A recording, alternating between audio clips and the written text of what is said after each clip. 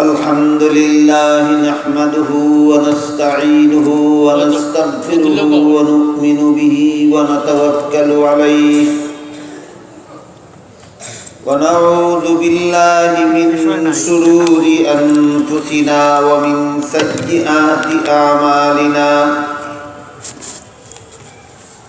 من يهده الله فلا مضل له ومن يضلله فلا هادي له ونشهد أن لا إله إلا الله وحده لا شريك له ونشهد أن سيدنا ونبينا ومولانا محمدا عبده ورسوله صلى الله تعالى عليه وعلى آله وأصحابه وبارك وسلم أما بعد فأعوذ بالله من الشيطان الرجيم بسم الله الرحمن الرحيم وقضى ربك ألا تعبدوا إلا إياه وبالوالدين إحسانا إما يبلغن عندك الكبر أحدهما أو كلاهما فلا تقل لهما أف ولا تنهرهما وقل لهما قولا كريما وقال رسول الله صلى الله عليه وسلم رضا الرب في رضا الوالدين وسخط الرب في سخط الوالدين أو كما قال عليه الصلاة والسلام শ্রদ্ধেয় সভাপতি হযরত উলামায়ে কেরাম, সম্মানিত সুধী সমাজ, এলাকার সর্বস্তরের মুসলমান ভাইয়েরা আমার ও আমার পর্দানিসীন মা ও বোনেরা, পবিত্র কোরআনের যে আয়াত আমি আপনাদের সামনে তিলাওয়াত করেছি তাতে আল্লাহ বলেন, وَقَضَى رَبُّكَ أَلَّا تَعْبُدُوا إِلَّا إِيَّاهُ, অর্থাৎ তোমার রব, তোমার পরওয়ারদিগার আল্লাহ পাক রব্বুল আলামিন তোমার জন্য অবধারিত করে দিয়েছেন, তোমার জন্য ফরজ করে দিয়েছেন একমাত্র আল্লাহর ইবাদত করা। একমাত্র আল্লাহর ইবাদত করা আল্লাহ তোমার উপর ফরজ করে দিয়েছে। এক হাদিসে উল্লেখ আছে, রাসূল করিম সাল্লাল্লাহু আলাইহি ওয়াসাল্লাম তার একজন প্রিয় সাহাবীকে জিজ্ঞাসা করেন, তুমি কি জানো বান্দার কাছে আল্লাহর প্রাপ্যটা কি আর আল্লাহর কাছে বান্দার প্রাপ্যটা কি? সাহাবী বলেন, রাসূল আমি জানি না, আপনি আমাকে শিক্ষা দিন। তখন রাসূল বলেন, বান্দার কাছে আল্লাহর প্রাপ্য হলো সে আল্লাহকে লা শরীক জেনে একমাত্র আল্লাহর ইবাদত করবে, এটা হলো বান্দার কাছে আল্লাহর প্রাপ্য। ভিন্ন আয়াতে আল্লাহ বলেন, ওয়ামা খালাকতুল জিন্না ওয়াল ইনসা ইল্লা লিয়াবুদুন, মানব দানবকে আমি শুধুমাত্র আমার ইবাদত করার জন্যই সৃষ্টি করেছি। তাই হাদিস শরীফে রাসূল বলেন, মানুষ আল্লাহকে লা শরীক জেনে একমাত্র তার ইবাদত করবে, এটাই মানুষের কাছে আল্লাহর প্রাপ্য। আর আল্লাহ তাকে জান্নাত দেবেন, এটা হলো আল্লাহর কাছে মানুষের প্রাপ্য। তারপরে রাসূল করিম সাল্লাল্লাহু আলাইহি ওয়াসাল্লাম বলেন, যেই ব্যক্তি আল্লাহর প্রাপ্য পরিশোধ করে দেবে, আল্লাহও তার প্রাপ্য পরিশোধ করে দেবেন। অর্থাৎ যে ব্যক্তি আল্লাহর ইবাদত করবে, আল্লাহ তাকে জান্নাত দান করবে।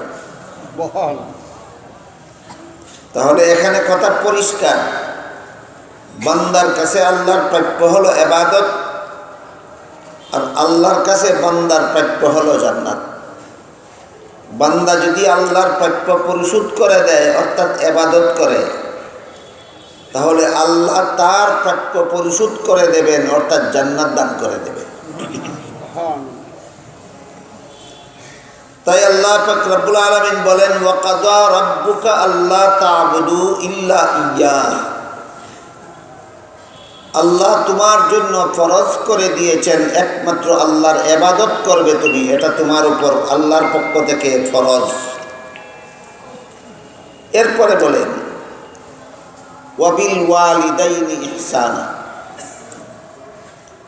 আরেকটা কাজ আল্লাহ তোমার জন্য ফরজ করে দিয়েছেন, সেটা হলো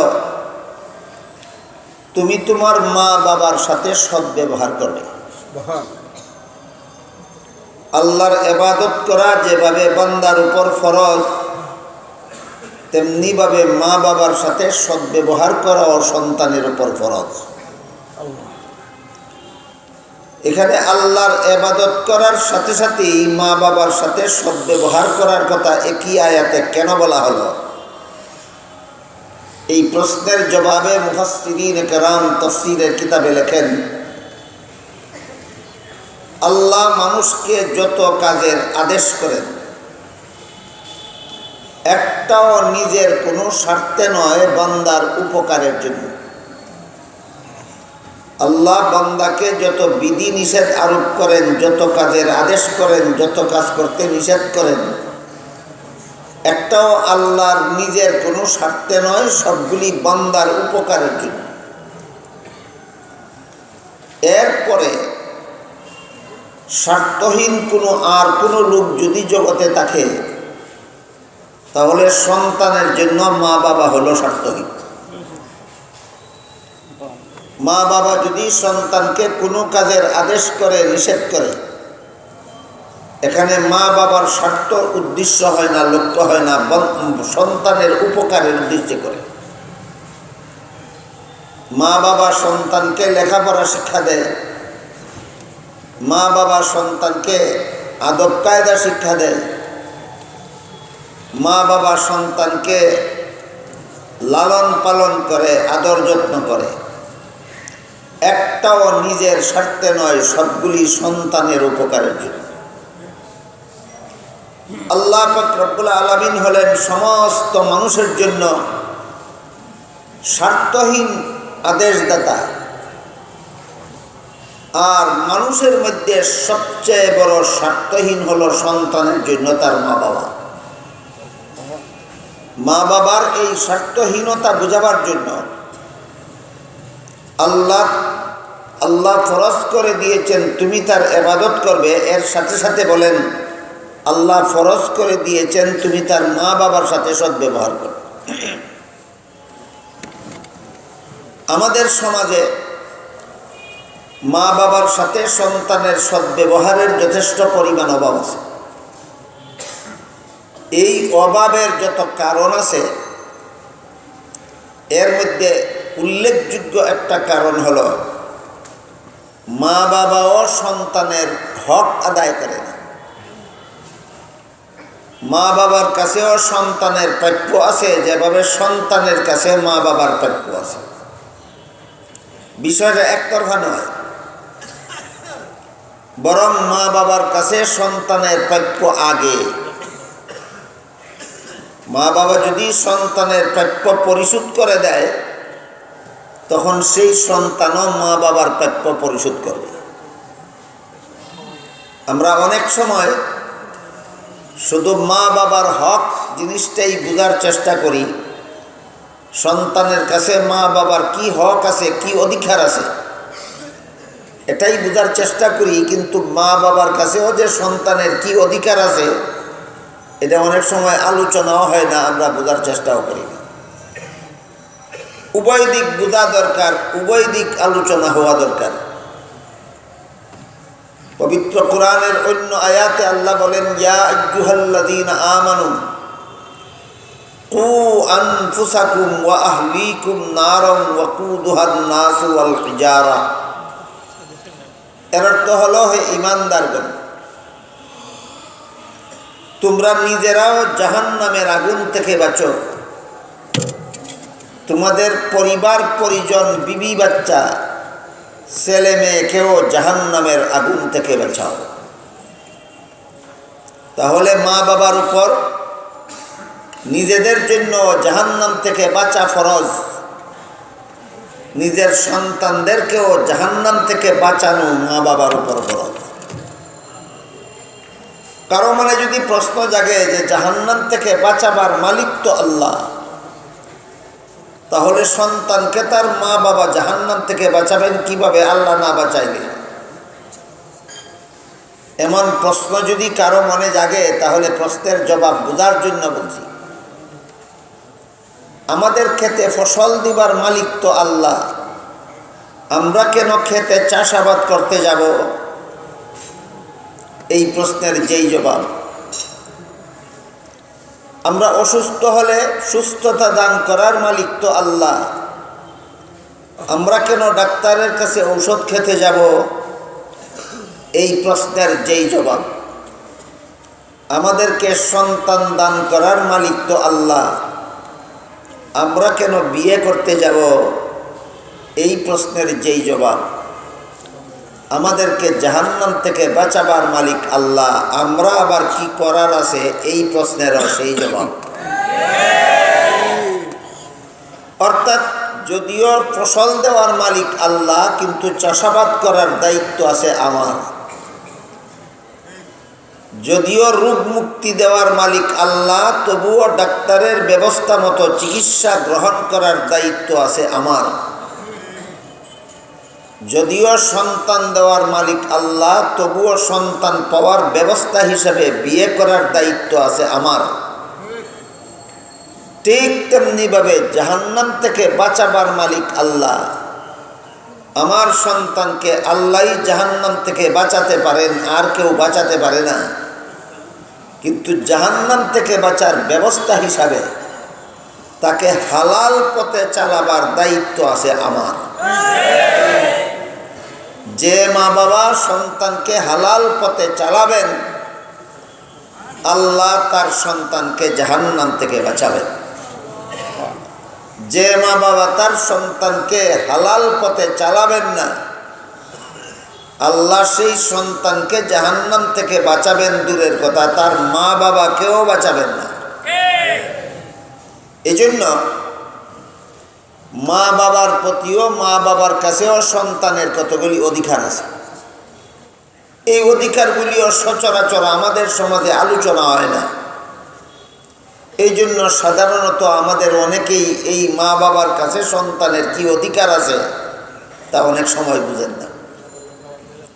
তাই আমি একটু বিস্তারিতভাবেই বলি, মা বাবার কাছে সন্তানের কি অধিকার আছে। সন্তান ভূমিষ্ঠ হওয়ার পর থেকে কিছু অধিকার আছে সন্তান মা বাবার কাছে সন্তানের। ভূমিষ্ঠ হওয়ার আগেও সন্তানের কিছু অধিকার আছে মা বাবার প্রতি। আগেরটার আলোচনা না হয় আজকে নাই করলাম। সন্তান ভূমিষ্ঠ হওয়ার পরের থেকে মা বাবার কাছে সন্তানের যে সমস্ত অধিকার আছে, প্রাপ্য আছে, হক আছে, এর মধ্যে একটা হক হলো সন্তান ভূমিষ্ঠ হওয়ার সাথে সাথে তাকে ধুয়ে পাক পবিত্র করে তার ডান কানে আজানের আওয়াজ এবং বাম কানে একামতের আওয়াজ পৌঁছে দেওয়া, এটা মা বাবার দায়িত্ব। ডান কানে আজানের আওয়াজ পৌঁছে দিতে হবে সন্তান ভূমিষ্ঠ হওয়ার সাথে সাথে, বাম কানে একামতের আওয়াজ পৌঁছে দিতে হবে মা বাবা সন্তানের কানের সাথে সাথে। এই প্রাপ্যটা কার কাছে? কার? মা বাবার কাছে সন্তানের। এই আজান মসজিদের মুয়াজ্জিনকে বাড়িতে এনে দেওয়া আবার কোনো দরকার নেই। মায়ের সন্তানকে কুলে নিয়ে সন্তানের কানে কানে মুখ রেখেও এই শব্দগুলি উচ্চারণ করে দিলে হয়। মায়ের কুলে যদি সন্তান থাকে, বাবা তার কাছে বসে এই সন্তানের কানে কানে আজানের আওয়াজগুলি ডান কানে বলে দিবেন, বাম কানে একামতের শব্দগুলি বলে দিবেন, যথেষ্ট। এটা সন্তানের কাছে মা বাবার কাছে সন্তানের প্রাপ্য। আজান যে হইল, একামত যে হইল, নামাজ কোথায়? ইন্তেকালের সাথে সাথে হবে নামাজ। এই জন্য জানাজার নামাজে আজান নাই, একামত নাই, আজান একামত হয়ে গেছে। প্রতিটি মুসলমান সন্তানের জন্মের সাথে সাথেই আজান হয়ে গেছে, একামত হয়ে গেছে, মাত্র নামাজ বাকি। যেমনভাবে আজান এবং একামতের পরে নামাজের আগে উল্লেখযোগ্য কোনো সময় থাকে না, ঠিক তেমনিভাবে মানুষের জন্মের পরে মরণের আগে উল্লেখযোগ্য কোনো সময় থাকে না। এই তথ্যের দিকে দৃষ্টি আকর্ষণ করার জন্যই এই বিধান দেওয়া হয়েছে মুসলমান সন্তানদের মা বাবাকে। প্রত্যেক মা বাবাও যেন বুঝতে পারেন যে আমার সন্তানের আজান একামত হয়ে গেছে, মাত্র নামাজ বাকি। প্রত্যেক মুসলমান মানুষ যেন মনে রাখতে পারে যে আমার আজান একামত হয়ে গেছে, মাত্র নামাজ বাকি। কাজেই এত অল্প সময়ের ভিতরে আমার যা কিছু সংগ্রহ করার জন্য দুনিয়াতে এসেছি, সবগুলি আমার তাড়াহুড়া করে সংগ্রহ করে নেওয়া দরকার। এই গুরুত্বপূর্ণ তথ্যের দিকে ইঙ্গিত করার জন্য আল্লাহর বিধান মতে প্রতিটি সন্তানের জন্মের সময়ই আজান একামত হয়ে যায়, আর মরণের সময় এই নামাজ আদায় হয়ে যায়। মা বাবার কাছে সন্তানের 2 নম্বর প্রাপ্য, সন্তানের বয়স যখন 7 দিন হবে, 7ম দিনে সন্তানের মাথা মুন্ডন করবেন। এই 7ম দিনের বাচ্চার মাথার চুলের ওজন পরিমাণ রূপা ফকির মিসকিনকে সদকা করে দেবেন। এইটাও মা বাবার কাছে সন্তানের পাওনা।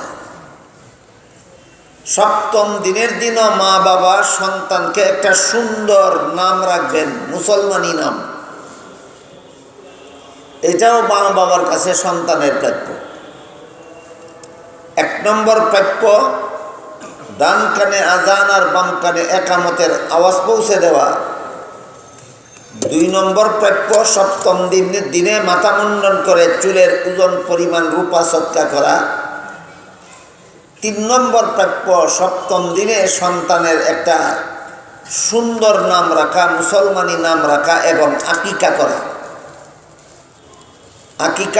আকিকার জন্তু জবাই করার সময় যে দোয়া করা হয়, এই দোয়ার দ্বারাই পরিষ্কারভাবে বোঝা যায় যে এই আকিকার বিনিময়ে, আকিকা করতে গিয়ে বাবার যে খরচ হয়, এই খরচের বিনিময়ে আল্লাহ সন্তানের জীবনের বহু বিপদ আপদ মাফ করে দেন। কাজেই বাবার পক্ষ থেকে সন্তানের আকিকাটা হলো সন্তানের বিপদ মুক্তির, তার জীবনের বিভিন্ন বিপদ মুক্তির একটা সহজ ব্যবস্থা। এই আকিকাটাও বাবার কাছে সন্তানের প্রাপ্য। 3 নম্বর প্রাপ্য হলো সুন্দর নাম রাখা। 4 নম্বর প্রাপ্য হলো আকিকা করা। সুন্দর নাম রাখা বলতে কি বোঝায়? সুন্দর নাম রাখা বলতে বোঝায়, যদি নামের অর্থ জানা থাকে তাহলে অর্থটা যেন ভালো হয়, আর অর্থ যদি অগত্যা জানা নাই থাকে তাহলে নামটা যেন কোনো নবীর নামে নামে হয়, অথবা কোনো ওলির নামে নামে হয়, অথবা কোনো সাহাবীর নামে নামে হয়। তাহলে অর্থ না জানলেও কোনো অসুবিধা নেই। একজন নবীর নাম ছিল হযরত মুসা আলাইহিস সালাম। এই মুসা শব্দের অর্থ যদি আপনি নাও জানেন আপনার ছেলের নাম মুসা রাখেন, এটাই সুন্দর নাম। এই ক্ষেত্রে অর্থ জানার কোনো দরকার নেই। আর যদি শব্দ অর্থবোধক হয় তাইলে শব্দটা যেন, অর্থটা যেন ভালো হয়, ভালো অর্থবোধক শব্দ যেন আমরা নাম রাখি সন্তানের। এটা বাবার কাছে সন্তানের প্রাপ্য। হযরত উমর ফারুক রাদিয়াল্লাহু তাআলা আনহুর কাছে এক ব্যক্তি তার ছেলের বিরুদ্ধে বিচার দায়ের করল যে আমার ছেলে আমার কথা মানে না, আমার অবাধ্য, আপনি বিচার করে দিন। উমর রাদিয়াল্লাহু আনহু ওই লোকটাকে জিজ্ঞাসা করলেন, তোমার ছেলের নাম কি রেখেছিলে তুমি? সে বলে, আমার ছেলের নাম রেখেছিলাম তো শিশুকালে। হ্যাঁ, শিশুকালেই কি নাম রেখেছিলে বলো? সে বলে, আমার ছেলের নাম রেখেছিলাম জুউল। উমর বলেন, সপ্তম দিনের ছেলের প্রাপ্য আদায় করনি তুমি, এই জন্য আজকে ছেলের কাছে তোমার প্রাপ্য ছিল, তোমার বাধ্য হয়ে চলবে। আজকে তোমার ছেলে তোমার পাওনা আদায় করে না, সপ্তম দিনে তুমি তোমার ছেলের পাওনা আদায় করো না। কোন কাজের কি রিয়াকশন হলো চিন্তা করে দেখুন। ছেলের যখন 7 বছর বয়স, তখন আমার কাছে আমার ছেলের পাওনা সুন্দর একটা নাম রাখবো আমি। যদি সুন্দর নাম না রাখি তাহলে সপ্তম দিনে আমার ছেলের প্রাপ্য পরিশোধ করলাম না। এই ছেলে বড় হইলে যে আমার বাধ্য হয়ে চলবে, আমার কথা মানবে, তার কাছে আমার প্রাপ্য, সেও আমার প্রাপ্য পরিশোধ করবে না। বর্তমানে অনেক মা বাবা বুঝেনই না যে ছেলে কেন অবাধ্য হইল, মেয়ে কেন অবাধ্য হইল। ছেলে মেয়ে মা বাবার বাধ্য হয়ে চলবে, এটা তো ছেলে মেয়ের কাছে মা বাবার পাওনা, পরিশোধ করে না কেন? সপ্তম দিনে যে মা বাবা তার সন্তানের পাওনা পরিশোধ করে নাই, সেই কথা বলে। ওই লোকটা নিজের ছেলের নাম রেখেছিল জুউল। আমাদের সমাজে অনেকে নাম রাখে জুয়েল, কেউ রাখে বেবি, আরো কত রকমের নাম। বলুন তো, বেবি অর্থ কি? বেবি শব্দের অর্থ শিশু। এটা কি 20 বৎসরের কালো শিশুই থাকবে? নামটা খাটাইয়া রাখলেন না বেখাপ্পা। অর্থ তো তেমন কোনো ভালো না। এটা আজকের শিশু, কালকের শিশু, 2 বছরের শিশু, 5 বছরের শিশু, এটার মধ্যে তো কোনো ভালো কোনো অর্থ নাই। কিন্তু এমন একটা নাম রাখলেন আপনার ছেলের, আপনার মেয়ের, যেই নামটা, যেই নামের অর্থটা 5 বছর পর্যন্ত ফিট হইলেও 5 বছর পরে আপনার ছেলের বেলায়, আপনার মেয়ের বেলায় নামটা আনফিট। 5 বছরের পরে 10 বছরের সময়, 15 বছরের সময়, 20 বছরের সময় এই বেবি নামটা ফিট না আনফিট গেল এক কথা। 2 নম্বর, নাম সুন্দর বলতে এমন নাম রাখবেন যেই নামটা শুনলেই যেন বোঝা যায় এটা মুসলমানের সন্তান। শব্দটা শুনলেই যদি বোঝা যায় এটা মুসলমানের সন্তান, তাহলে সন্তানের পাওনা আদায় করে আপনি নাম রাখছেন। এখন বেবি যে নাম রাখলেন, এর অর্থ তো শিশু। হিন্দুদের বাচ্চা কি শিশু না? ইহুদির বাচ্চা কি শিশু না? খ্রিস্টানের বাচ্চা কি শিশু না? মুসলমানের বাচ্চার যে বেবি নাম রাখলা, তোমার বাচ্চার নাম শুনলে তো বোঝা যাবে না এটা মুসলমান না হিন্দু না বৌদ্ধ না খ্রিস্টান। এইভাবে আমাদের সমাজের মা বাবারা শিশুকালেই সন্তানের কপালে কুড়াল মারে। মা বাবা সন্তানের কপালে কুড়াল মারে শিশুকালে। তার প্রাপ্য ছিল বাবার কাছে একটা সুন্দর ইসলামী নাম রাখবে, সে রাখে নাই। এই জন্য হযরত উমর বলেন, এই বাচ্চাও বয়স্ক হয়ে উচিত ছিল তোমার বাধ্য হয়ে চলবে, সে তোমার বাধ্য হয়ে চলে না। গেল মা বাবার কাছে সন্তানের 1 নম্বর প্রাপ্য ভূমিষ্ঠ হওয়ার সাথে সাথে পাক পবিত্র করে ডান কানে আজান আর বাম কানে একামতের আওয়াজ পৌঁছে দেবে। 2 নম্বর প্রাপ্য, সপ্তম দিনে মাথা মুন্ডন করে চুলের ওজন পরিমাণ রূপা সৎকা করবে। 3 নম্বর প্রাপ্য, সন্তানের আকিকা করবে।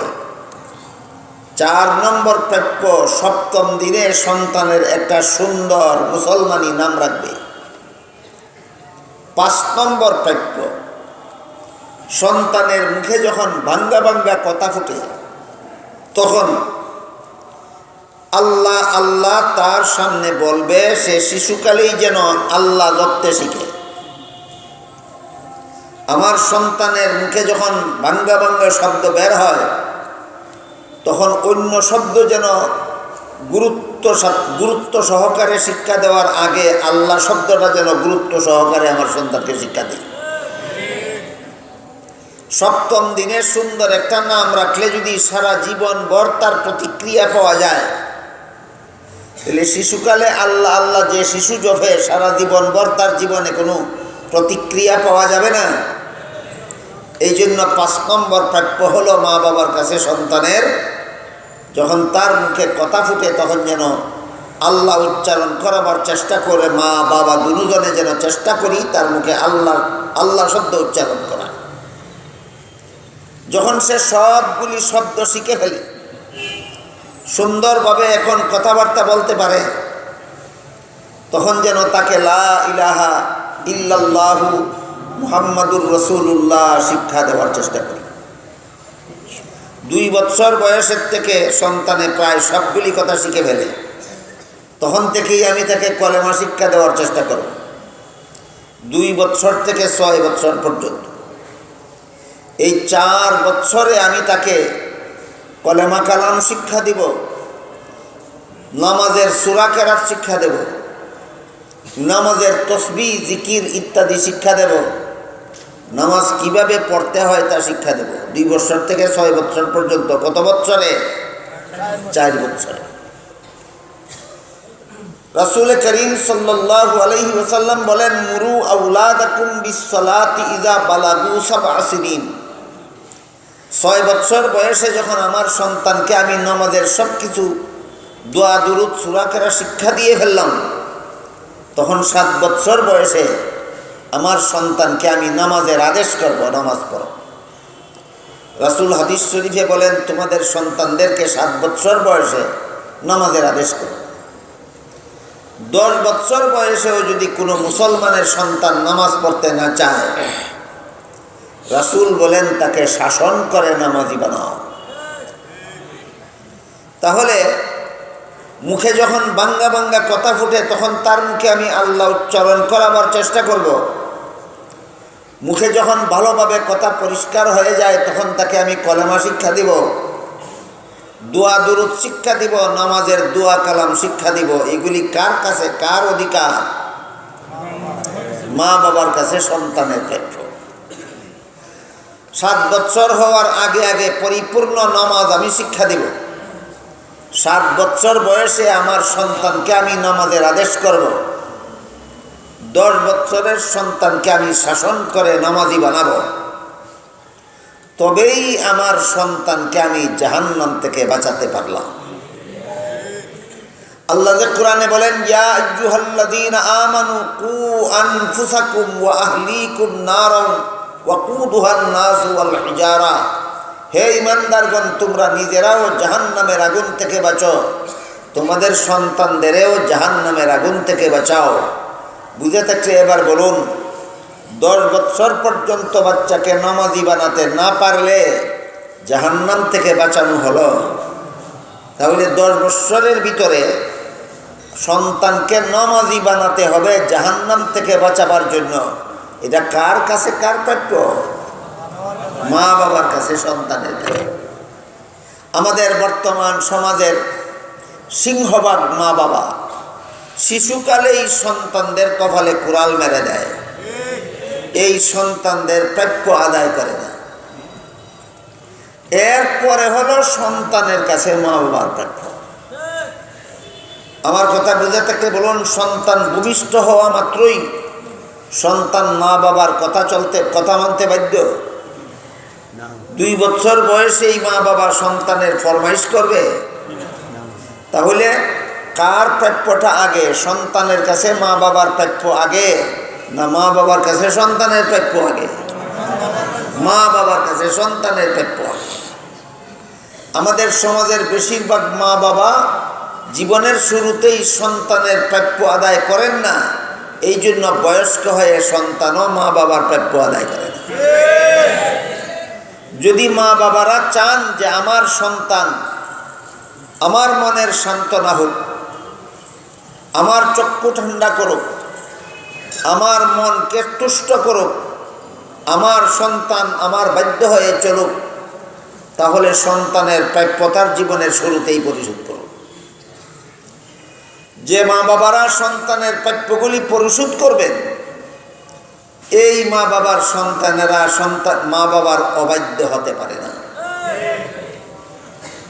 কাজেই সন্তানের প্রাপ্য যখন আমরা পরিশোধ করব, তখন সন্তানের কাছেও আমার প্রাপ্য পরিশোধ করে নিতে পারব। আল্লাহ বলেন, ওয়াকাদা রাব্বুকা আল্লা তা'বুদু ইল্লা ইয়াহু ওয়া বিল ওয়ালিদাইনি ইহসানা।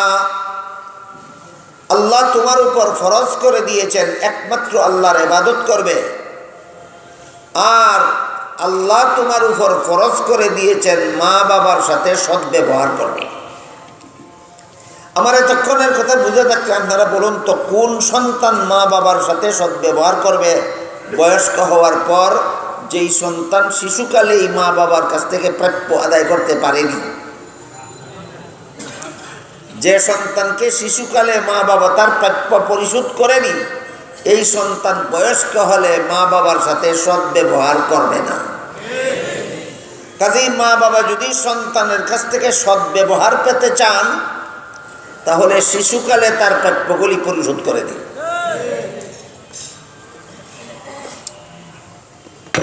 এবার সদ্ব্যবহারের ব্যাখ্যা। আল্লাহ যে বললেন তুমি তোমার মা বাবার সাথে সদ্ব্যবহার করো, আল্লাহ নিজেই তার ব্যাখ্যা করে বলেন, ইম্মা ইয়াবলুগান্না ইনদাকাল কিবারা আহাদুহুমা আও কিলাহুমা ফালা তাকুল লাহুমা উফ। তোমরা কেউ যদি তোমাদের জীবদ্দশায়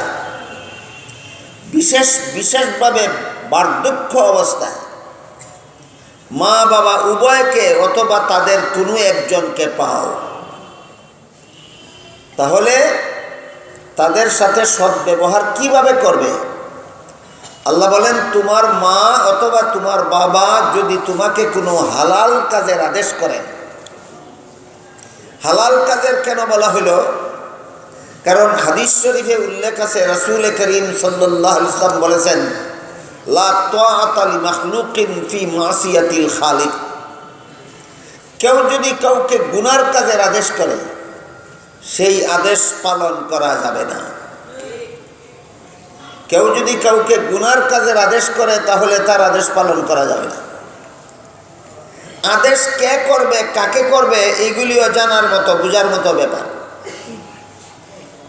প্রত্যেকের মুরব্বী তার অধীনস্থকে অবশ্যই আদেশ করবে। দেশের সরকার জনগণের জন্য মুরব্বী, এই জন্য সরকার জনগণকে বিভিন্ন কাজের আদেশ নিষেধ করবে। শিক্ষক ছাত্রদের জন্য মুরব্বী, এই জন্য শিক্ষক ছাত্রকে বিভিন্ন কাজের আদেশ নিষেধ করবেন। পীর মুরিদগণের জন্য মুরব্বী, এই জন্য পীর তার মুরিদগণকে বিভিন্ন কাজের আদেশ নিষেধ করবেন। মা বাবা তার সন্তানদের জন্য মুরব্বী, এই জন্য মা বাবা তার সন্তানকে বিভিন্ন কাজের আদেশ নিষেধ করবেন। শীর্ষস্থানীয় উলামায়ে কেরাম সাধারণ মুসলমানদের জন্য মুরব্বী, তারাও সাধারণ মুসলমানদেরকে বিভিন্ন কাজের আদেশ নিষেধ করবে। এখন যেই যাকে যত আদেশ করলো, সবই কি আমাদের পালন করতে হবে? এর স্কেল নির্ধারণ করে দিয়ে রাসূল করিম সাল্লাল্লাহু আলাইহি ওয়াসাল্লাম বলেন, যে কোনো মুরব্বী তার অধীনস্থকে যে কোনো কাজের আদেশ করবে অথবা নিষেধ করবে, সেটা যদি আল্লাহর বিধান পরিপন্থী হয়, সেটা যদি ইসলামের বিধানের অনুকূল না হইয়া প্রতিকূলে হয়, তার হুকুম পালন করা যাবে না। মা বাপ যদি সন্তানকে ইসলাম বিরোধী কাজের আদেশ করে, মা বাবার এই আদেশ পালন করা যাবে না। শিক্ষক যদি তার ছাত্রকে কোনো ইসলাম বিরোধী কাজের আদেশ করে, তার সেই আদেশ পালন করা যাবে না। পীর যদি তার মুরিদকে ইসলাম বিরোধী কোনো কাজের আদেশ করে, সেই আদেশ পালন করা যাবে না। সরকার যদি জনগণকে ইসলাম বিরোধী কোনো কাজের আদেশ করে, তার আদেশ পালন করা যাবে না। এখানে আমাদের দুটি কথা গুরুত্বপূর্ণভাবে মনে রাখতে হবে। একটা হলো, কে কাকে আদেশ করার অধিকার রাখে। সকল প্রকার মুরব্বী অধীনস্থদেরকে আদেশ করার অধিকার রাখে।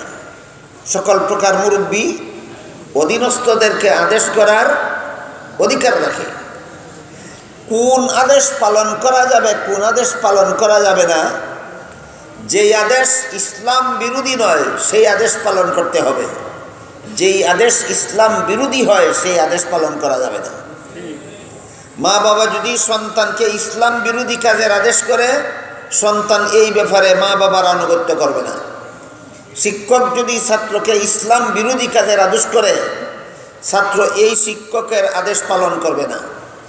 পীর যদি মুরিদকে ইসলাম বিরোধী কাজের আদেশ করে, এই মুরিদ পীরের আদেশ পালন করবে না। এমনকি কোনো আলেম যদি জনগণকে ইসলাম বিরোধী কাজের আদেশ করেন, এই আলেমের আদেশ পালন করা যাবে না। সরকার যদি জনগণকে ইসলাম বিরোধী কাজের আদেশ করে, এই সরকারের আদেশ পালন করা যাবে না। কারণ হাদিস শরীফে আল্লাহ রাসূল পরিষ্কার ভাষায় বলে দিয়েছেন, লা তাআতা লি মাখলুকিন ফি মাসিয়াতিল খালিক। যার আদেশ পালন করলে আল্লাহর আদেশ লঙ্ঘন হয়, তার আদেশ পালন করা যাবে না। কাজী আল্লাহ বলছেন, ওয়াবিল ওয়ালিদাইনি ইহসানা, তোমরা মা বাবার সাথে সদ্ব্যবহার করো। সদ্ব্যবহারের ব্যাখ্যা দিয়ে আল্লাহ বলেন, ইম্মা ইয়াবলুগান্না ইনদাকাল কিবারা আহাদুহুমা আও কিলাহুমা ফালা তাকুল্লাহুমা উফ। তোমার মা তোমার বাবা যদি তোমাকে কোনো কাজের আদেশ করে, কেমন আদেশ হইলে আমি পালন করব? ইসলাম বিরোধী না হইলে। কেমন আদেশ হইলে? ইসলাম বিরোধী না হইলে। আদেশটা কোনো হালাল কাজের আদেশ যদি করেন তোমার মা এবং তোমার বাবা তোমাকে, আর আদেশটা যদি তুমি ঠিক মতে পালন করো, পালন করার পরে যদি বলো ইস, তুমি ইস বলে কি বুঝাতে চাও? তোমার আদেশটা পালন করতে আমার কষ্ট হয়েছে, এই তো নাকি বলেন? আপনার মা আপনাকে একটা হালাল কাজের আদেশ করলেন, আমার বাবা আমাকে একটা হালাল কাজের আদেশ করলেন, আদেশটা পালনও করলাম। পালন করার পরে যদি বললাম ইস, এই ইস বলে আমি কি বোঝাতে চাইলাম? বাবা তোমার আদেশটা পালন করতে আমার কষ্ট হয়েছে, মা তোমার আদেশটা পালন করতে আমার কষ্ট হয়েছে। আল্লাহ পাক রব্বুল আলামিন বলেন, আদেশ পালন করা সত্ত্বেও একটা ইস শব্দ ব্যবহার করে তুমি তোমার মা বাবার সাথে অসৎ ব্যবহার করেছ। তাহলে মা বাবার সাথে সৎ ব্যবহার শুধু আদেশ পালন করলেই হয় না, হাসি মুখে করতে হবে, সন্তুষ্ট চিত্তে করতে হবে। মা বাবা যদি কোনো হালাল কাজের আদেশ করেন, আর সে আদেশ পালন করতে গিয়ে যদি সন্তানের কিছু কষ্ট হয়, এই কষ্টটা মা বাবাকে বুঝতে দেওয়া যাবে না। কষ্টটা নীরবে সহ্য করতে হবে এবং হাসি মুখে মা বাবার সাথে কথা বলতে হবে, যেন মা বাবা টের না পান যে আমার আদেশ পালন করতে আমার সন্তানের কষ্ট হয়েছে। এটা যদি মা বাবার কাছে গোপন রাখতে পারো, তাহলে তোমার মা বাবার সাথে তোমার সদ্ব্যবহার হইল। তাইলে আদেশ পালন করার পরও আদেশটা পালন করতে আমার কষ্ট হয়েছে বুঝাইলে যদি অসৎ ব্যবহার হয়, তাহলে মা বাবার অবাধ্য হইলে, মা বাবার আদেশ পালন না করলে কত বড় সদ্ব্যবহার হয়, কি বলেন আপনারা? আদেশ পালন করা সত্ত্বেও যদি কষ্ট অনুভব হয়েছে, এটা বুঝতে দিলে যদি অসৎ ব্যবহার হয়, দেখি আদেশ পালন না করে অসৎ ব্যবহার, না আদেশ পালন করা সত্ত্বেও অসৎ ব্যবহার, তাহলে আদেশ পালন না করলে কত বড় অসৎ ব্যবহার হবে, এখান থেকেই পরিষ্কারভাবে বোঝা যায়। এই জন্য আল্লাহ এই পদ্ধতিতে বলেছেন যে তোমার মা বাবা যদি তোমাকে কোনো হালাল কাজের আদেশ করেন, আর সেই আদেশটা যদি তুমি পালনও করো, আর পালন করতে তোমার কষ্ট হয়েছে, এই কথাটা যদি মা বাবাকে বুঝতে দাও, তবুও মা বাবার সাথে সৎ ব্যবহার হবে না, এটা অসৎ ব্যবহার হবে। আপনারা লিখেছেন বর্তমানে শহরে মক্তব শিক্ষা প্রায় বন্ধ হয়ে গেছে। আমি একজন 3 চিল্লার সাথী, তবলিগে সময় লাগিয়েছি। আমার চাচাতো ভাই হাফিজ মৌলানা প্রথমে হযরত শাহ গৌহর জামে মসজিদে, এত লম্বা কথা কি এই বয়ানের ফাঁকি দিয়া পড়া যায় নাকি? এই পত্র পত্রিকা পড়ার টাইম তো বয়ানের ফাঁকে না, এটা বয়ানের আগে দিবেন, নাইলে পরে দিবেন। এটা বলতে পারেন যে সমাজে মক্তব শিক্ষা বন্ধ হয়ে গেছে, এই সমাজে সন্তানদেরকে যে 7 বছর বয়সের আগে নামাজ শিক্ষা দেওয়া মা বাবার উপর ফরজ ছিল, এই ফরজ আদায়ের কোনো সুযোগ থাকে না। এই কারণে যে কোনো মুসলমান সমাজে, যে কোনো মুসলমানদের মহল্লায় প্রত্যেক মা বাবা যদি 7 বছরের আগে নিজের ছেলে মেয়েকে নামাজের সব কিছু শিক্ষা দিতে পারেন, এমন সমাজে মক্তব বন্ধ হয়ে গেলেও তেমন ক্ষতি হয় না। আমার কথাটা বোঝার চেষ্টা করুন। প্রত্যেক মা বাবাই যদি নিজের প্রতিটি ছেলে মেয়েকে 7 বছরের আগেই কলেমা কালাম শিক্ষা দেন, উযু গোসল শিক্ষা দেন, নামাজ পড়া শিক্ষা দেন, তাহলে এই সমাজে মক্তব বন্ধ হয়ে গেলেও তেমন কোনো ক্ষতি হয় না। কিন্তু আমাদের বর্তমান সমাজে অধিকাংশ মা বাবা নিজের ছেলে মেয়েকে এইগুলি শিক্ষা দেন না। যারা দেন না তাদের মধ্যে আমি লক্ষ্য করেছি প্রধান কারণ 2টা। 1 নম্বর কারণ, আমাদের সমাজের অধিকাংশ মা বাবা নিজেই সহিশুদ্ধ নামাজ কালাম জানেন না। যারা নিজেই সহিশুদ্ধ নামাজ কালাম জানেন না, তারা সন্তানদেরকে কি শিক্ষা দিবেন? আর কিছু মা বাবা এমন আছেন যারা নিজেরা সহিশুদ্ধ নামাজ কালাম জানেন, পড়েনও, কিন্তু সন্তানকে শিক্ষা দেওয়ার সুযোগ নাই সংসারের ঝামেলার কারণে। এই 2 কারণে আমাদের সমাজের আমার মনে হয় 95% জন মুসলমান মা বাবা নিজের সন্তানকে নামাজ কালাম শিক্ষা দিতে পারেন না।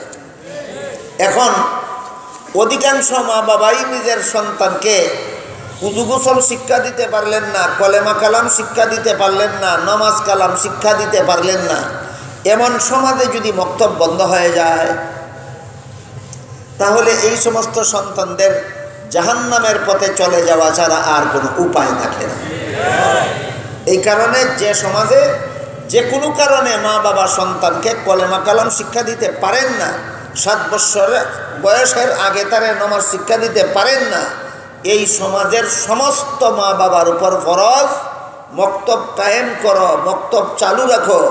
এই মক্তবে পাঠাও তোমার ছেলে মেয়েকে, মক্তবের উস্তাদ এইগুলি শিক্ষা দিয়া জাহান্নাম থেকে বাঁচাইবে। এটা হলো গুরুত্বপূর্ণ ব্যাপার। সন্তানকে নামাজ কালাম শিক্ষা দিয়া জাহান্নাম থেকে বাঁচানি প্রথম ফরজ হইল মা বাপের উপর। যে কোনো কারণে মা বাপের সন্তানকে নামাজি বানাইতে না পারলে 2য় পর্যায়ে ফরজ মক্তব প্রতিষ্ঠা করো, মক্তব চালাও। মা বাপে নিজে পারো না সন্তানকে নামাজি বানাইতে, মক্তবের শিক্ষক তোমার সন্তানকে নামাজি বানাইবেন, জাহান্নাম থেকে বাঁচাইয়া দিবেন। এখন আমি আমার মূল কথার দিকে ফিরে যাই। আল্লাহ পাক রব্বুল আলামিন বলেন, তোমরা তোমাদের মা বাবা যদি তোমাদেরকে কোনো হালাল কাজের আদেশ করেন, আর আদেশটা যদি তুমি ঠিক মতো পালনও করো, কিন্তু আদেশটা পালন করতে তোমার কষ্ট হয়েছে, এটা যদি মা বাবাকে বুঝতে দাও, তবুও মা বাবার সাথে অসৎ ব্যবহার হবে। তাহলে সৎ ব্যবহার কি শুধু আদেশ পালন করলেই হয় না, হাসি মুখে করতে হবে। সন্তুষ্ট চিত্তে হাসি মুখে মা বাবার হালাল কাজের আদেশ পালন করো। কষ্ট হইলেও টের পেতে দিও না, তখন মা বাবার সাথে সদ্ব্যবহার করা হবে। রাসূল করিম সাল্লাল্লাহু আলাইহি ওয়াসাল্লামের খেদমতে এক ব্যক্তি তার বাবার বিরুদ্ধে বিচার দায়ের করল। বলল, ওগো আল্লাহর রাসূল, আমি রুজি করি আর আমার বাবা খরচ করে ফেলেন, আপনার কাছে বিচার চাই। রাসূল বললেন, তাহলে তোমার বাবাকে নিয়ে আসো আমার কাছে, আমি বিচার করে দিই। চলে গেল বাবাকে নিয়ে আসতে রাসূলের দরবারে।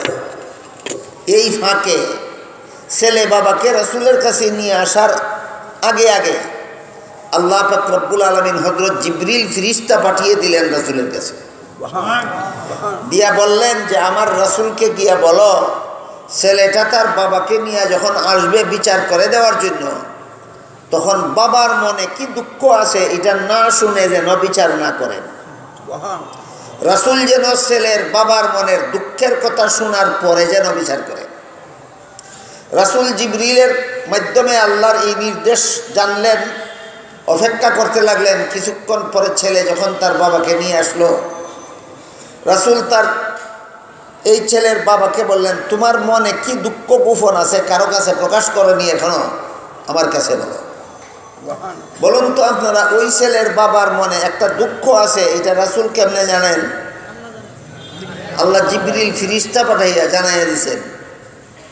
আমাদের সমাজে কিছু মুসলমান আছে, তারা এই সমস্ত ঘটনার অর্ধেকটা প্রকাশ করে আর অর্ধেকটা গোপন রেখে বলে রাসূল গায়েব জানতেন, রাসূল গায়েব জানতেন। এটা একটা শিরকি কথা। এই কথা বিশ্বাস করলে মানুষ মুমিন মুসলমান থাকে না, মানুষ মুশরিক হয়ে যায়। কারণ পবিত্র কোরআনের এক আয়াতে আল্লাহ বলেন, কুল লা ইয়ালামু মান ফিস সামাওয়াতি ওয়াল আরদিল গায়বা ইল্লাল্লাহ।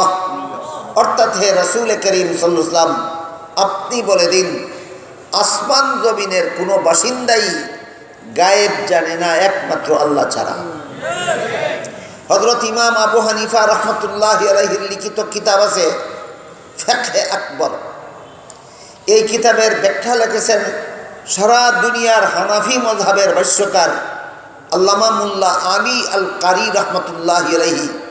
ব্যাখ্যা গ্রন্থের নাম শরহে ফিকহে আকবর। সেখানে উল্লেখ আছে, আল্লাহ যেহেতু কোরআনে বলে দিয়েছেন আসমান জমিনের কোনো বাসিন্দাই গায়েব জানে না একমাত্র আল্লাহ ছাড়া, কাজেই যারা বলবে রাসূল গায়েব জানেন তারা কোরআন মানে না, আর যারা কোরআন মানে না তাদের ঈমান থাকে না।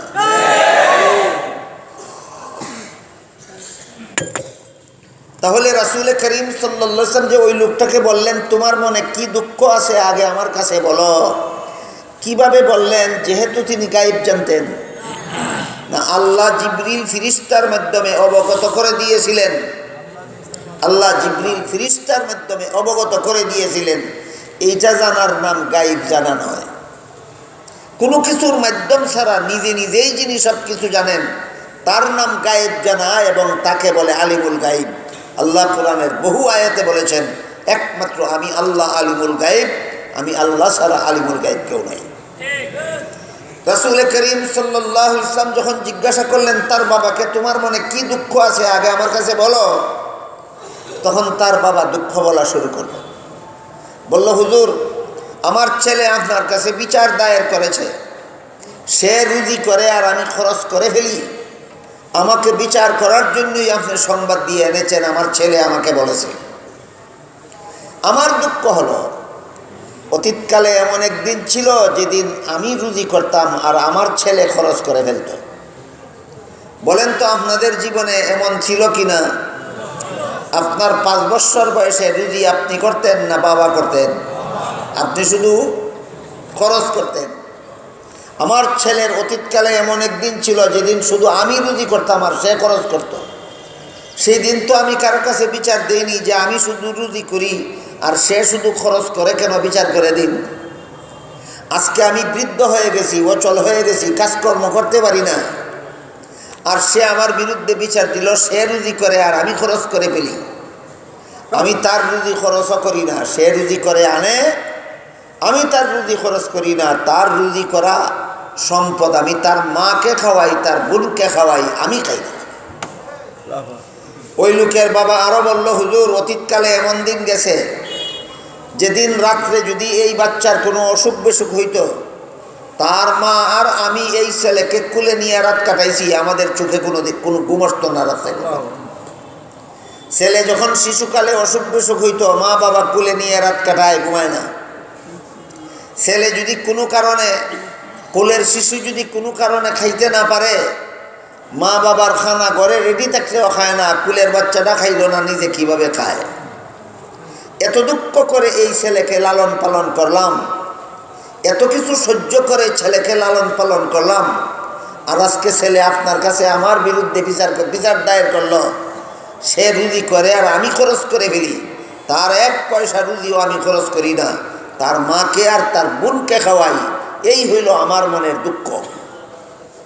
রাসূল তার বাবার মনের দুঃখ শোনার পরে বিচারের রায় ঘোষণা করলেন, আন্তা ওয়া মালুকা লি আবিকা, তুমিও তোমার বাবার, তোমার উপার্জিত সম্পদ তোমার বাবার। বিচারের রায়, তুমিও তোমার বাবার, তোমার উপার্জিত সম্পদ তোমার বাবার।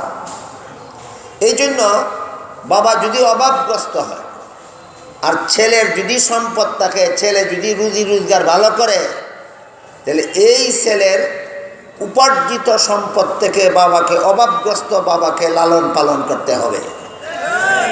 এইটাও বাবার একটা হক। প্রাপ্তবয়স্ক হয়ে গেলে পরে ছেলেকে লালন পালন করা বাবার দায়িত্ব থাকে না। ছেলেকে লালন পালন করা ইসলামের বিধানে বাবার দায়িত্ব হয় কতদিন? ছেলে নাবালক থাকে যতদিন। যখন থেকে ছেলে সাবালক হয়ে যায়, এই সাবালক ছেলেকে লালন পালন করা বাবার দায়িত্ব নয়। কোনো বাবা যদি সাবালক ছেলেকে লালন পালন করেন, সেটা হবে ছেলের প্রতি বাবার দয়া। আর মেয়েদের বেলায় সাবালক নাবালক নয়। কোনো বাবার ঘরে যদি মেয়ে সন্তান জন্মগ্রহণ করে, যতদিন পর্যন্ত মেয়ের বিয়ে না হবে ততদিন পর্যন্ত মেয়েকে লালন পালন করা বাবার দায়িত্ব হয়। তাইলে ছেলে পালার দায়িত্ব কদিন? নাবালক থাকবে যতদিন। মেয়ে পালার দায়িত্ব কতদিন? বিয়ে না হবে যতদিন। তাহলে দেখা গেল ছেলে মেয়ে জীবনের শুরুতেই বাবার সম্পদের দ্বারা লালিত পালিত হওয়ার অধিকার সমান নয়। মেয়ে, ছেলের উপর মেয়ের অগ্রাধিকার। বলুন, বাবার সম্পদ উপভোগ করার বেলায় ছেলে মেয়ের সমান অধিকার, না ছেলের উপর মেয়ের অগ্রাধিকার? ছেলের উপর মেয়ের অগ্রাধিকার। বাবার উপর ছেলের কি পরিমাণ অধিকার, বাবার উপর মেয়ের কি পরিমাণ অধিকার, এইগুলি আলোচনা হয় না, চর্চা হয় না। সাধারণ মুসলমান তো দূরের কথা, অনেক শিক্ষিত মুসলমানেও জানে না। না জানার কারণে এই সমাজের অনেক বড় বড় শিক্ষিতরাও বলে ছেলে মেয়ের সমান অধিকার চাই। আমার কথা বুঝে থাকলে বলুন, ছেলে মেয়েকে আল্লাহ সমান অধিকার দিয়েছিলেন না মেয়েকে অগ্রাধিকার দিয়েছিলেন? আল্লাহ যেখানে মেয়েকে অগ্রাধিকার দিয়েছেন, সেখানে যারা ছেলে মেয়ের সমান অধিকার চায়, এরা মেয়েকে জিতাইল না ঠগাইল?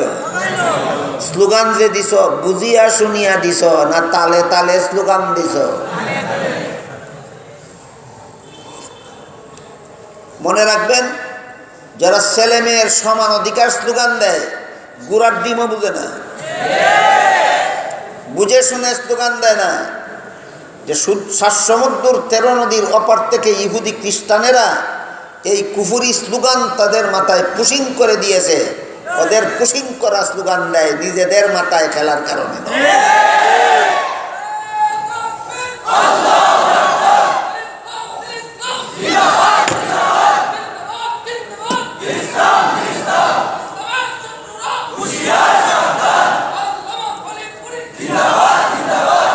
আকিকার কথা আলোচনা হয়েছে আগে।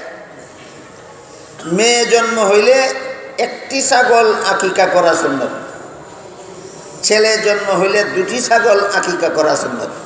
এই কথাটা কি শুনেছেন আর কোনোদিন? মেয়ের বেলায় কটা, ছেলের বেলায় কটা? দেখেন, শিশুকালেই মেয়ে বাবাকে কম কর্ষন্ত করাইল, ছেলে বেশি করাইল।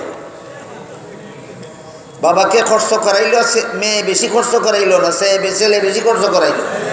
ছেলে বেশি খরচ করাইল। অনেকে প্রশ্ন করেন যে মেয়ের আকিকা একটা কেন, ছেলের আকিকা দুইটা কেন? মেয়েদের কর্মস্থল হলো বাড়িঘরের ভিতরে, যেখানে বিপদ আপদ ঘটার আশঙ্কা থাকে কম। ছেলেদের সারা জীবনের কর্মস্থল হলো বসবাসের বাড়িঘরের বাইরে, যেখানে বিপদ আপদের আশঙ্কা বেশি। বলুন তো, একটা মেয়ে যদি বাড়িঘরে বসবাস করে, অযথা এখানে সেখানে ঘোরাফেরা করে না, কোথাও যায় না, তাহলে যানবাহনের দুর্ঘটনার কবলে পড়ার আশঙ্কা বেশি না কম? ছেলের তো সারা জীবন ঘরে বসে থাকলে চলবে না, কত কত কর্মস্থলে যাইতে হবে, যানবাহনে চলতে হবে। তাহলে যানবাহনের দুর্ঘটনায় কবলিত হওয়ার আশঙ্কা মেয়ের বেলায় বেশি না ছেলের বেলায় বেশি? আগেই বলেছি, আকিকার দুয়ার দ্বারা সুস্পষ্টভাবে প্রমাণিত, আকিকার দ্বারা বিপদ আপদ থেকে আল্লাহ মুক্তি দান করে। মেয়ে বেশি বিপদে পড়ার আশঙ্কা না ছেলে বেশি বিপদে পড়ার আশঙ্কা? এই জন্য মেয়ের বেলায় 1 ছাগল আর ছেলের বেলায় 2 ছাগল। বুঝলেন কিনা দেখুন।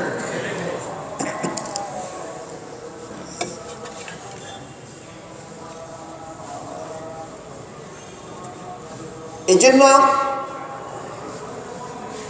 আমরা একটু আগে বুঝলাম যে ছেলেকে তার বাবা লালন পালন করতে হবে কতদিন? নাবালক থাকবে যতদিন। মেয়েকে লালন পালন করতে হবে কতদিন? বিয়ে না হবে যতদিন। তাহলে পরিষ্কার হয়ে গেল যে বাবার সম্পদের দ্বারা লালিত পালিত হওয়ার অধিকার ছেলে মেয়ের সমান নয়। কি বুঝলেন?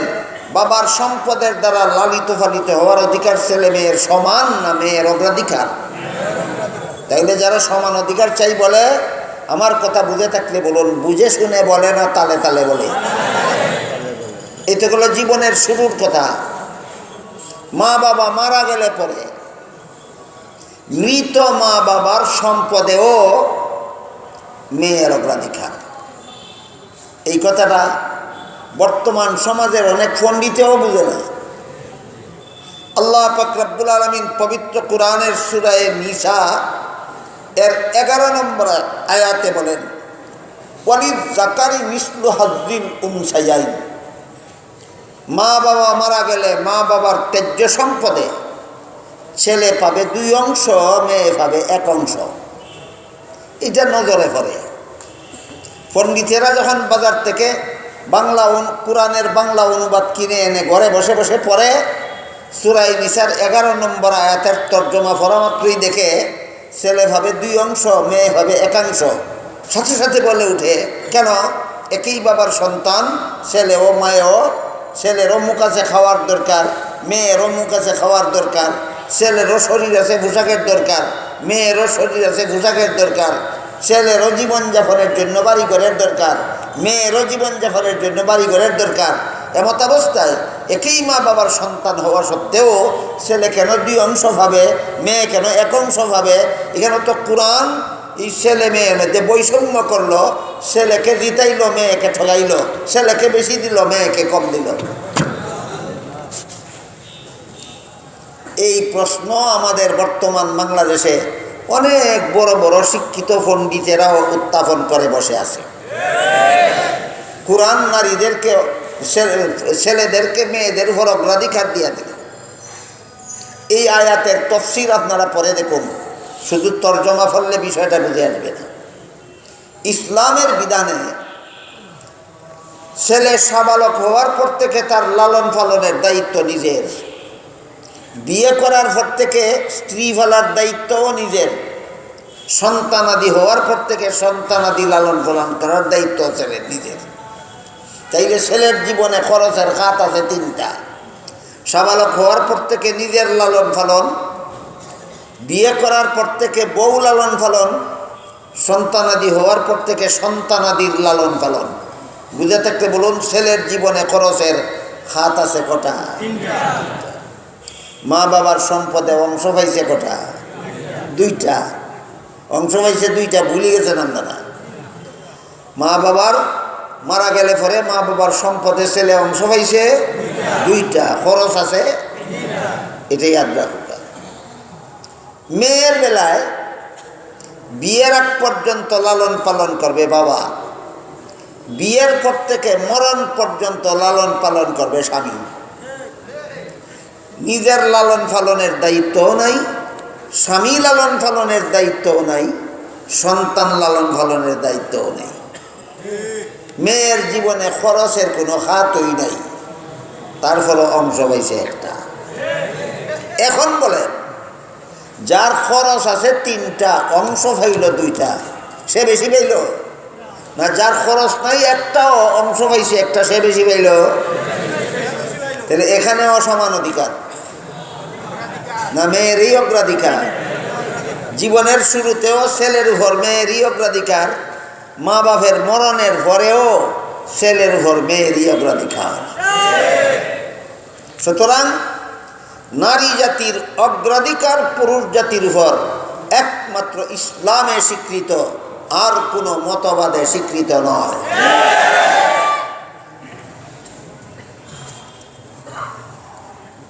যারা এই আয়াতের তাফসীর বুঝে না, শুধু তর্জমা পড়ে নিজে নিজে, এরা এইসব কথা বুঝে না, শুধু বুঝে এক থেকে দুই বেশি, কত থেকে কত বেশি। ছেলে ভাইলেইছে দুই অংশ আর মেয়ে ভাইছে এক অংশ, তত বেশি ভাইলেইছে। এই সমস্ত শিক্ষিত মূর্খদের অবস্থা বোঝার জন্য আপনাদেরকে একটা গল্প বলি।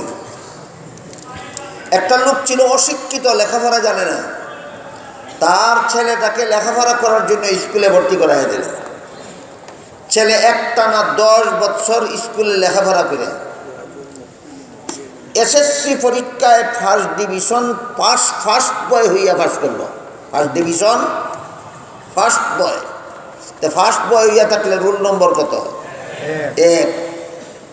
বাস্তব অশিক্ষিত, রোল নম্বর 1 হইলে পরীক্ষায় নম্বর বেশি পায় না রোল নম্বর 10 হইলে পরীক্ষায় বেশি পায়, এটা বুঝে না, খালি বুঝে একটা কি 10 বেশি।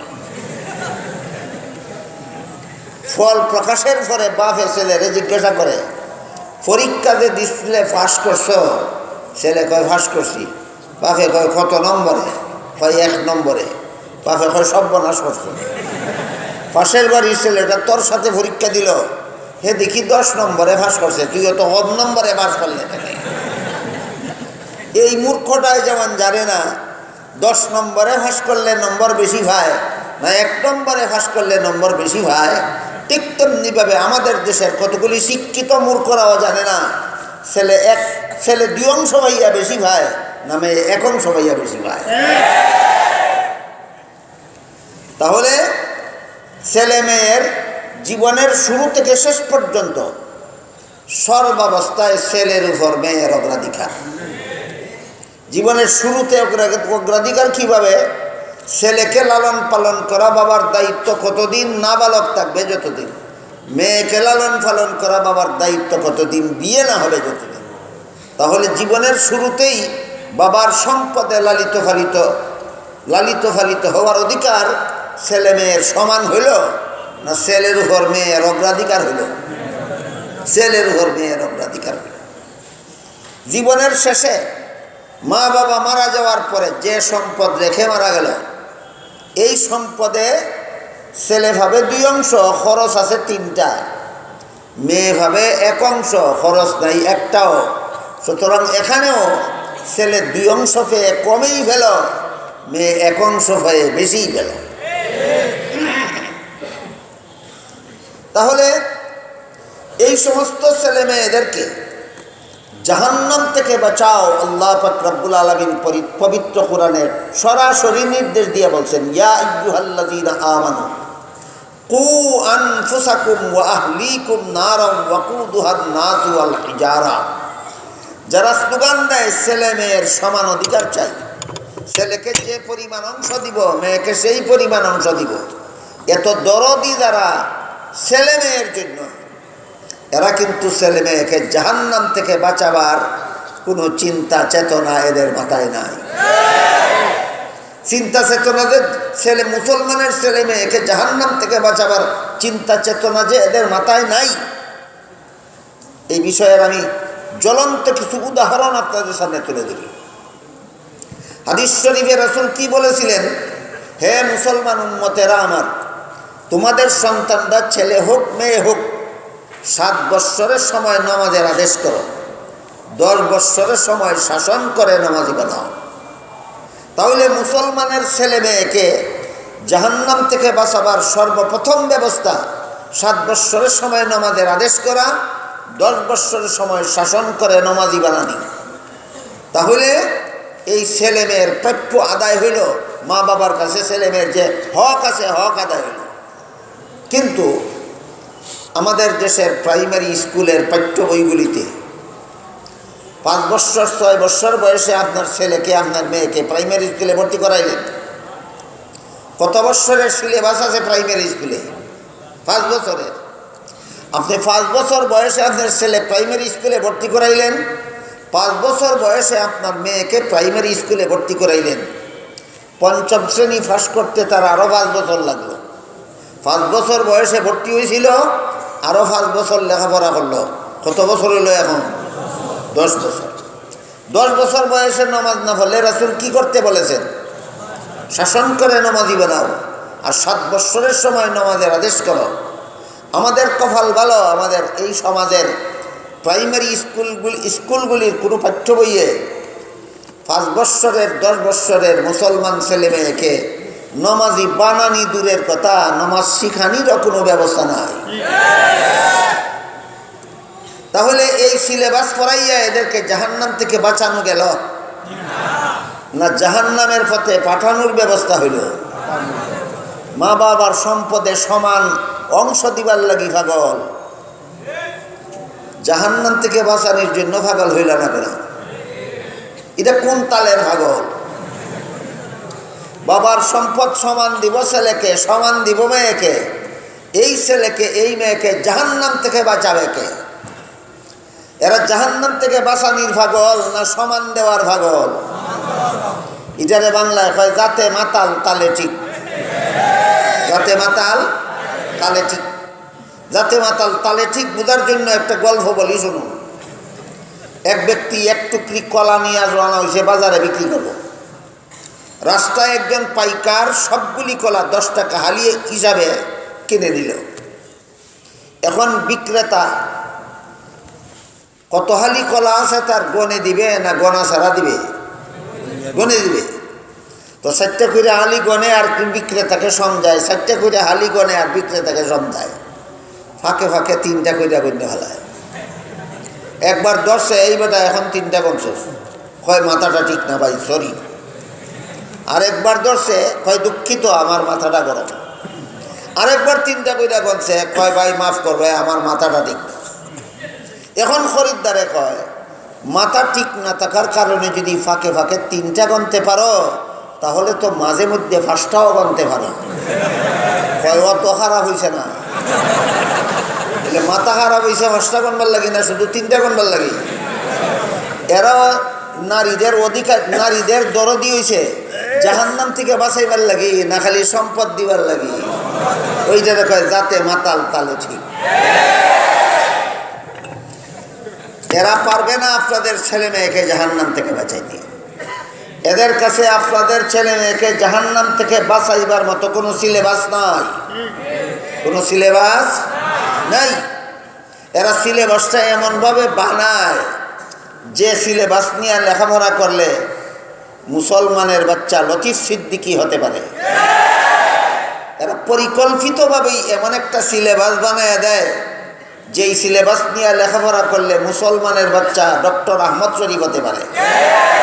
যেই সিলেবাস নিয়ে লেখাপড়া করলে মুসলমানের বাচ্চা তসলিমা নাসরিন হতে পারে। কাজেই এদের মাথা ব্যথা আপনাদের ছেলে মেয়েকে জাহান্নাম থেকে বাঁচাবার মাথা ব্যথা নয়, আপনাদের ছেলে মেয়ের মধ্যে ইহুদি খ্রিস্টানের মতবাদ বাস্তবায়ন করার মাথা ব্যথা।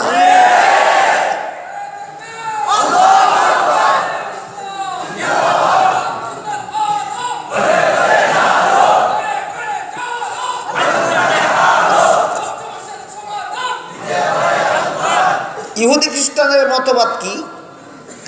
ইহুদি খ্রিস্টানের মতবাদ হইল নারী পুরুষ সমান অধিকার। এটা ইহুদি খ্রিস্টানের মতবাদ, ইসলামী মতবাদ নয়। খালি ঠিক কইলে হইতো না, আপনারা বোঝা লাগবো যে নারী পুরুষ সমান অধিকার যদি ইহুদিরা দিতে পারে, খ্রিস্টানেরা দিতে পারে, আমাদের সমাজের ইহুদি খ্রিস্টান মার্কা মুসলমানে যদি নারী পুরুষ সমান অধিকার দিতে পারে, ইসলামে দেয় না কেন? এইটা বোঝা লাগবে। বলেন ইসলামে কি বলছে? সমান অধিকার বলছে না অগ্রাধিকার বলছে? তখন যেই বলবে ইসলাম দেয় না কেন, আপনি বলবেন দিবে কেন? ইসলাম তো বেশি দিয়ে রাখছে। যেখানে ইসলামে নারীকে বেশি দিয়ে রাখছে, এখানে যারা সমান দিতে চায় এরা জিতাইতে চায় না ঠগাইতে চায়? ইসলাম নারীকে ঠগাইতে চায় না, এই জন্য ইহুদি খ্রিস্টানদের মতো সমান অধিকার দেয় না। একটা কথা আছে বেশি লম্বা, আমি সেদিকে যাব না। ইহুদি খ্রিস্টানে এই মতবাদ বের করলো কেন যে নারী পুরুষ সমান অধিকার? ইহুদি খ্রিস্টানরা এই মতবাদ বের করার পিছনে মর্মান্তিক কাহিনী রয়েছে। আজ থেকে মাত্র 300 বছর আগেও দুনিয়ার ইহুদি খ্রিস্টানেরা নারীরারে মানুষ গণ্য করত না।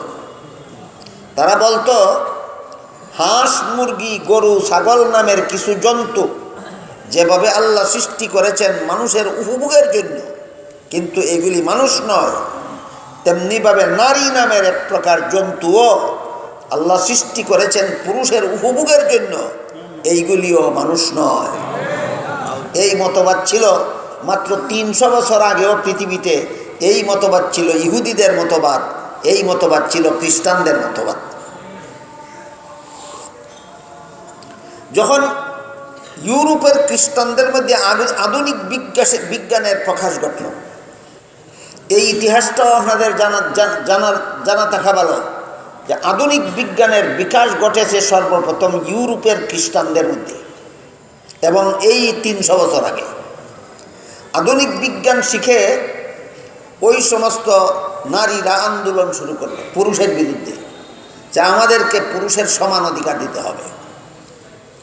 এরা দাবি করতে গিয়েই ঠগা খাইছে, আমাদেরকে পুরুষের সমান অধিকার দিতে হবে। আর আল্লাহ পাক রব্বুল আলামিন পবিত্র কোরআনে বলেন, ওয়ালাহুন্না মিসলুল্লাযী আলাইহিন্না, নারীদের অধিকার অগ্রগণ্য, পুরুষের অধিকার পরে। আলাইহিন্না আগে বলেছেন, লাহুন্না বলে আগে বলেছেন, আলাইহিন্না পরে বলেছেন। আলিমগণ বুঝে ফেলেছেন লাহুন্নার মর্ম হলো নারীদের অধিকার, আর আলাইহিন্না অর্থ নারীদের উপর পুরুষদের অধিকার। পুরুষের অধিকারের কথা আল্লাহ পরে বলেছেন, নারীর অধিকারের কথা আগে বলেছেন। এরপরে বলেছেন বিল মারুফ, সমান অধিকার নয়, পুরুষের কাছে নারীদের সমান অধিকার নয়, ন্যায্য অধিকার। কোরআন যেখানে 1500 বছর আগে নারীদেরকে পুরুষের উপর অগ্রাধিকার দিয়ে রাখছে, এই ক্ষেত্রে মাত্র 300 বছর আগে ইউরোপিয়ান খ্রিস্টান নারীরা, অন্যান্য ইহুদি খ্রিস্টানের দেশের ইহুদি খ্রিস্টান নারীরা পুরুষের কাছে চাইতেই সমান অধিকার চাইছে। ইসলামে 1500 বছর আগের থেকে অগ্রাধিকার দিয়ে রাখছে, আর 300 বছর আগে তারা চাইতেই সমান অধিকার চাইছে। চাওয়াতই টোকা খাইছে, বুঝলানি দেখোকা, ফাইতে টোকা খাইছে না চাইতে টোকা খাইছে? কেমনে বুঝাই চাব হল আপনারে? বেটায় কাপড়ের দোকানও লঙ্গি ব্যস্ত, কিনে আনছিল 250 টাকা দি, ব্যস্ত 300 টাকা। এটা খরিদ্দারের কাছে দাম চাইতেই চাইছে 200 টাকা। কিনছিল কত দিয়া? চাইছে কত? আর ভারবনি 250 ব্যস্ত। ওখান বেশিয়া ঠগা হয়েছে না চাইয়া ঠগা খাইছে? ঠিক তেমনিভাবে ইহুদি খ্রিস্টানের নারীরা নারীদের অধিকার চাইতেই ঠগা খাই দিয়েছে, হয় পুরুষের সমান অধিকার চাই। শেষ পর্যন্ত ইহুদি খ্রিস্টানদের দেশের সরকারি কর্মকর্তারা, পুরুষরা নারীদের এই আন্দোলনের মুখে তাদের দাবি মানতে বাধ্য হয়েছে, স্বীকৃত হয়েছে। বর্তমান দুনিয়ার সবগুলি ইহুদি খ্রিস্টানের দেশে এই কথা সরকারিভাবে স্বীকৃত, নারী পুরুষের সমান অধিকার। এই কথা সরকারিভাবে স্বীকৃত, নারী পুরুষের সমান অধিকার। ফলাফল কি হয়েছে? ফলাফল হয়েছে এটা, একটা পুরুষ যেহেতু সারা রাত্রে একা একা ক্লাবে থাকতে পারে, অধিকার আছে, বাধা দিবার অধিকার নেই কারো। একটা নারীকেও একা একা সারা রাত্রে ক্লাবে থাকার অধিকার দিতে হবে। ক্লাবে থাকুক, পার্কে থাকুক, হোটেলে থাকুক, জঙ্গলে থাকুক, সমুদ্র সৈকতে থাকুক, পুরুষ যেভাবে দিনে রাতে যখন তখন যেখানে সেখানে স্বাধীনভাবে চলার অধিকার আছে, নারীদেরকেও সঙ্গী সাথী ছাড়া দিনে রাতে সকালে বিকালে যেখানে সেখানে স্বাধীনভাবে চলার অধিকার দিতে হবে। যেহেতু সমান অধিকারের আইন পাস, বাধ্য ইয়া নারীরারে ইচ্ছা মতো চলাফেরার সুযোগ সুবিধা দেওয়া দেওয়া। এই সুযোগে তাদের পুরুষরা তাদের নারীদের মান ইজ্জত ফতে ঘাটে লুটি লেছে। গড় গিয়া লুটিছে না ফতে ঘাটে? ফতে ঘাটে ফাইল কিভাবে? সমান অধিকারের কারণে। ফতে ঘাটে ফাইল কিভাবে? সমান অধিকারের কারণে। এখনের অবস্থা কিতা হয়েছে?